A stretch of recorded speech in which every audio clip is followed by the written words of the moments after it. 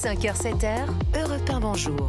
Europe 1, il est 6h54. Bienvenue si vous nous rejoignez, très bon début d'année. Dans 2 minutes, le retour de Dimitri Pavlenko avec Europe 1 matin. Nous devons aider le continent africain. To live with us, the European dream. Good friend of Taiwan.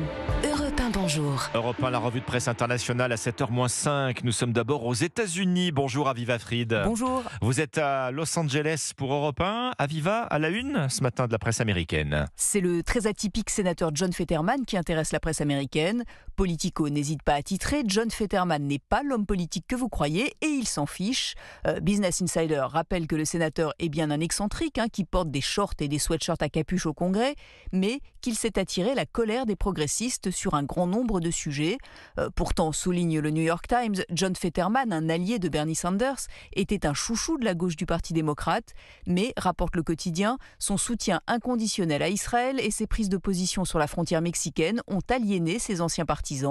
Lui-même réfute d'ailleurs l'étiquette progressiste. Dans un long entretien accordé à la chaîne NBC, John Fetterman préfère revenir sur la dépression dont il a souffert au début de son mandat, le poussant à se faire hospitaliser.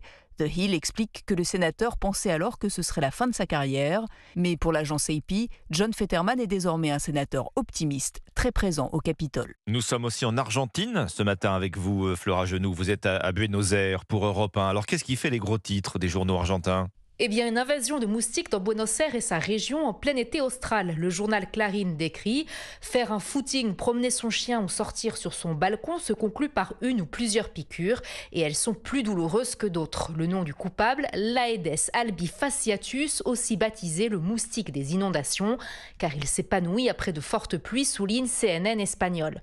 En parallèle, les anti-moustiques s'arrachent en magasin et leur prix explose, rapporte Página 12. Une situation qui place l'Argentine en alerte alors que les cas de dengue marquent un record cette année.